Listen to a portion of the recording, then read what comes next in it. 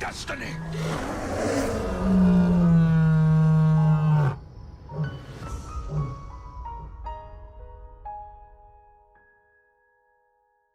오늘은 노무현 대통령께서 서거하신 지 11주기가 되는 날입니다. 언젠가는 노무현 대통령의 이야기를 하고 싶은 생각이 있었지만 도대체 어떤 키워드로 어떻게 이야기를 해야 할지 선택하기가 굉장히 어려웠습니다. 그분의 이야기를 하려면 며칠 밤을 새도 모자라기 때문에 모든 이야기를 담기에는 분명한 한계가 있습니다.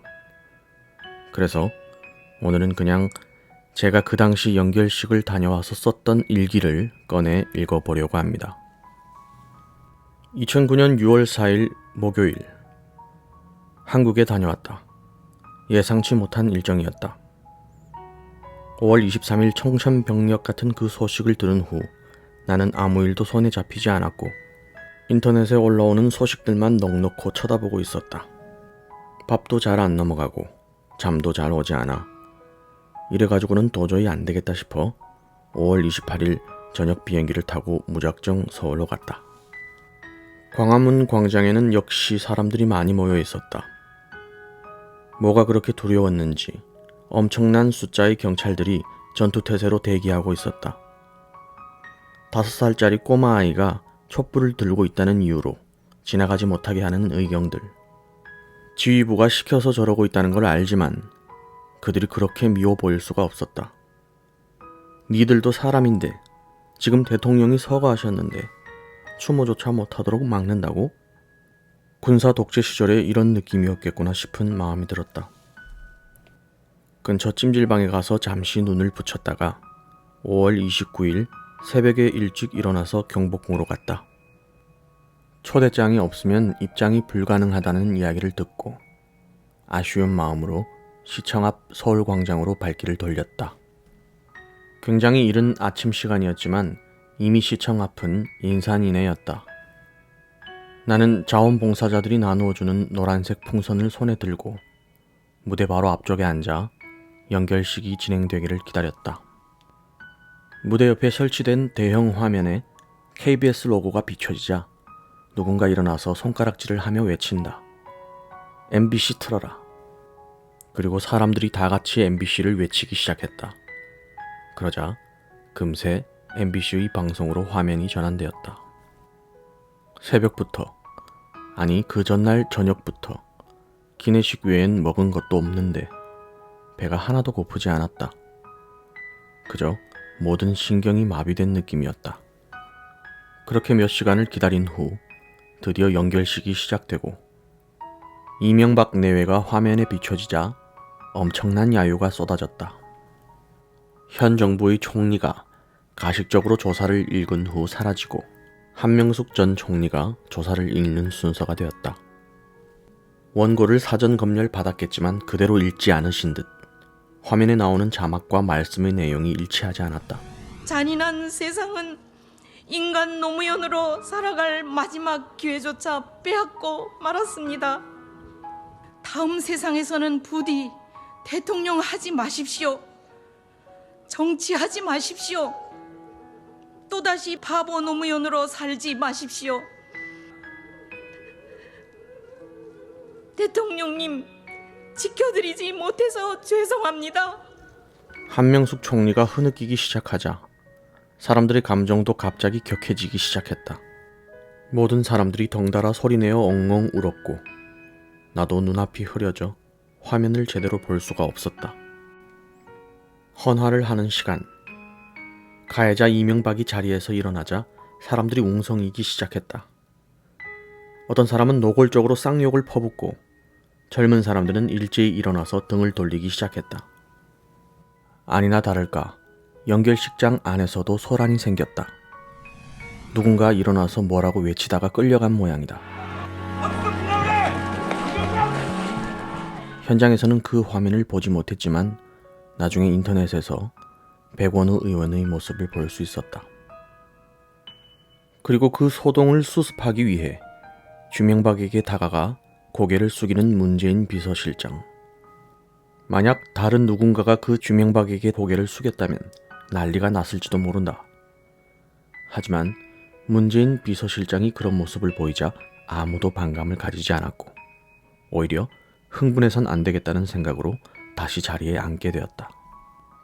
평소 화합과 소통을 중요시 여긴 그분의 뜻대로 불교, 개신교, 천주교, 원불교 4개 종단에서 골고루 참석해 마지막 가시는 길 명복을 빌어주는 의식을 치렀고 잠시 후 연구차가 천천히 서울광장으로 출발하는 모습이 중계되었다. 김제동 정말 말 잘하더라. 자칫 연예인이 사회를 보면 분위기가 가벼워질 수도 있었을 법한데 수위 조절을 굉장히 잘해서 사람들에게서 박수가 터져 나오기도 했다. 잠시 후 노무현 대통령의 가족들과 참모들이 천막 쪽으로 와서 자리를 잡고 앉았다. 사람들이 모두 그쪽 방향으로 돌아앉아 힘내시라고 외쳤다. 그리고 드디어 대통령을 모신 연구차가 우리 시민들 사이로 들어왔다. 노무현 대통령의 육성이 화면을 통해 흘러나오고 생전에 부르셨던 사랑으로라는 노래가 울려 퍼지면서 가족들과 국민들이 함께 오열하기 시작했다. 내가 살아가는 동안에 하고 싶은 얘기 한마디 하겠습니다. 또 하나 있지. 야, 기분 좋다. 바람 부는 돌판에 서 있어 나는 외롭지 나는 그때 인간의 몸속에 눈물이 그렇게 많은 줄 처음 알았다. 아무리 울어도 눈물이 그치지를 않는 것이다. 계속해서 몇 시간 이상을 울었는데도 계속해서 눈물이 흘러내렸다. 내가 평생 흘렸던 눈물의 양보다 훨씬 더 많은 눈물을 그날 하루에 다 쏟아낸 것 같다. 그때 사람들의 시선이 하나둘 하늘로 향했다. 뭘 쳐다보는지 궁금해서 나도 고개를 들고 하늘을 보았더니 거짓말처럼 하늘 중앙에 오로라가 펼쳐져 있었다. 대통령께서 우리를 내려다보고 있다는 느낌이 들었다. 그 당시 그 자리에 있었던 분들은 모두 기억할 것이다. 비도 오지 않은 멀쩡한 대낮의 하늘에 무지갯빛 오색 채운이 펼쳐진 모습은 난생 처음 보는 광경이었다. 그런 채운을 직접 본 것도 난생 처음이지만 누군가의 죽음으로 인해 이렇게 가슴이 아팠던 적도 처음이었다. 나중에 왜 그렇게 슬프고 비통했는지 그 원인을 곰곰이 생각해 보았더니 대부분의 서민들이 그분에게 자기 자신을 투영했기 때문이라는 생각이 들었다. 99%의 평범한 사람들이 1%의 가진 자들에 의해 지배당해 오던 세상에서 정말로 나와 다를 것이 하나도 없는 힘없고 백 없이 대학도 못 다녔던 시골 아저씨를 오로지 국민들의 염원으로 오롯이 우리들의 힘으로 만들어낸 최초의 대통령이었기 때문에 그분을 잃은 심정은 마치 우리가 잠시나마 꿈꿨던 세상이 와르르 무너져 내리는 불의와 타협하지 않아도 성공할 수 있다는 그 신락 같은 꿈과 희망이 처참하게 망가지는, 내가 죽어도 이렇게 슬프지 않을 것 같은 도저히 말로 형용할 수 없는 아픔과 절망이었다. 대통령을 비방하면 잡혀가서 고문당하던 세상을 지나가던 개가 똥을 싸도 노무현 탓이라고, 개나 소나 대통령을 욕을 해도 상관없는 세상으로 변화시킨, 오히려 그들에게 대통령을 욕할 자유가 있다며 국민들을 감싸고 돌던 바보 대통령.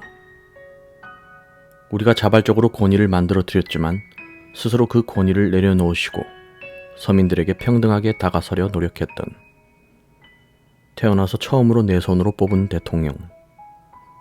사람 냄새 물씬 풍기는 너무나도 평범한 어르신. 정말로 이해가 가지 않는 것은 아직도 그분을 욕하는 사람들이 있다는 것이다. 인터넷을 하지 않는 사람들은 신문이 유일한 정보 습득의 통로일 테니 그 조작되고 편향된 신문을 통해 왜곡된 가치관을 계속해서 형성해 나갈 수밖에. 우리는 분명 식민지에서 해방이 되었는데 우리를 지배하던 세력들은 왜 아직도 이 땅에 남아있지? 해방은 되었으나 좌우 대결에 매몰되어 친일 세력의 득세를 용납하였고 그 결과로서 친일 세력을 단죄하기는커녕 역사의 진실조차 채 밝히지 못했기 때문입니다. 언제까지 그들의 지배를 받고 살아가야 하는지 서글프고 화가 나고 너무나도 비통한데도 내가 할 수 있는 일이 아무것도 없다는 것이 더 슬펐다. 그래서 그 모든 복잡한 감정들이 눈물이 되어 한꺼번에 쏟아져 내렸다.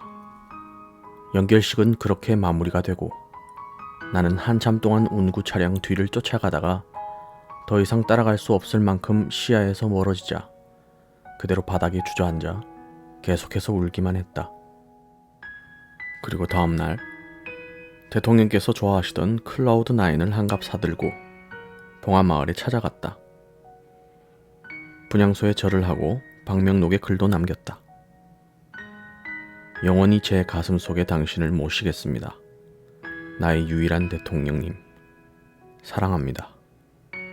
이렇게 썼다. 그리고 정토원에 모셔져 있는 위패에도 국화꽃을 놓고 향을 피우고 절을 했다. 근처 중간중간에 어린 경찰들이 사복을 입고 서성거려서 굉장히 눈에 거슬렸다. 돌아가신 후에도 감시를 받아야 하는 어처구니가 없는 현실이었다. 내 눈으로 직접 부엉이 바위를 보고 나서 나는 직감했다. 아, 이건 분명히 자살이 아니구나. 음모론이니 뭐니 따지고 싶은 사람들은 직접 가서 눈으로 보라고 권하고 싶다. 직접 부엉이 바위를 눈으로 보면 내가 왜 그런 확신을 가졌는지를 알게 될 것이다. 그 바위는 깎아져 내린 절벽이 아니었다. 설사 거기서 뛰어내렸다고 하더라도 바위 아래는 그냥 산비탈 길일 뿐이었다. 굴러 떨어져서 타박상 정도는 입을 수 있겠지만 절대로 사람이 바로 죽을 수가 없는 장소였다. 만약 거기서 정말로 뛰어내리셨다면 무전을 하던지 전화를 하던지, 아니 바로 200m 앞에 대통령의 사저가 있었는데 고함이라도 지르면 바로 가족들이 들을 수가 있는 거리인데 왜 조용히 사고를 숨긴 채 사망이 확정될 때까지 가족들에게 그 사고 소식을 알리지 않았을까?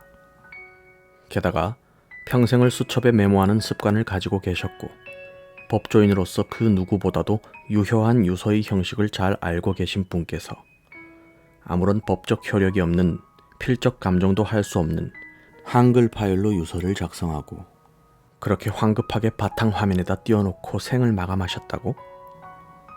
도무지 믿을 수 없는 의문투성이 사건이지만 진실을 밝힌다고 해서 돌아가신 사실이 변하지는 않는다. 어쨌든 정치적인 타살이라는 점은 그 누구도 부인할 수 없는 명백한 사실이니까. 저는 언론을 권력으로서 어떻게 흔들 생각도 없지만 그러나 언론에게 고개를 숙이고 비굴하게 굴복하는 정치인은 되지 않겠습니다. 끝까지 맞서 싸울 것입니다. 언론이든 검찰이든 정치인이든 아무도 그의 편을 들어주지 않았다. 심지어 그분을 지지했던 국민들조차 언론의 선동과 모략에 흔들려 그분을 의심했다. 온 가족을 쑥대밭으로 만들고 건진 죄명이 겨우 포괄적 뇌물죄. 그 똑같은 기준으로 공평하게 수사를 한다면 주명박에게는 포괄적 살인죄를 적용해야 한다. 정작 큰 문제가 하나 있었다면 너무 인기가 많으셨다는 것.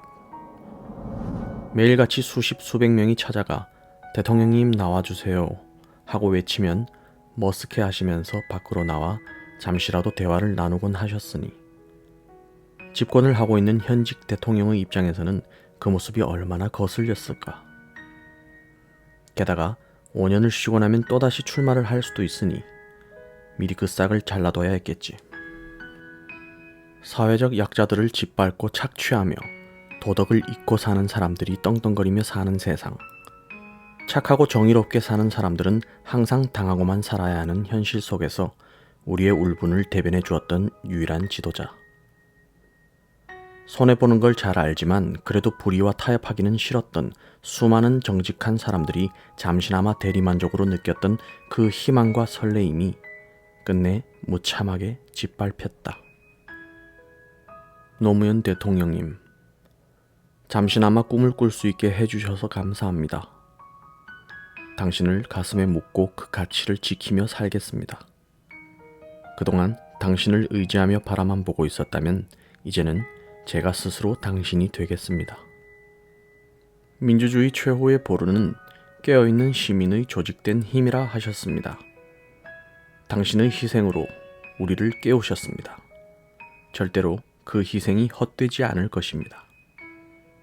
언젠가 당신께서 바라던 그 세상이 온다면 그 시작을 당신께서 하셨다고, 모두 당신 덕분이라고 훗날 역사가 그것을 기억할 것입니다. 바보 노짱, 안녕히. 그곳에선 정말로 안녕히 계셨으면 좋겠습니다. 너무 많이 울어서 눈가가 따갑습니다. 이제 잠을 좀 자야겠습니다. 꿈에라도 자주 나와주세요. 감사합니다. 존경합니다. 사랑합니다. 그립습니다.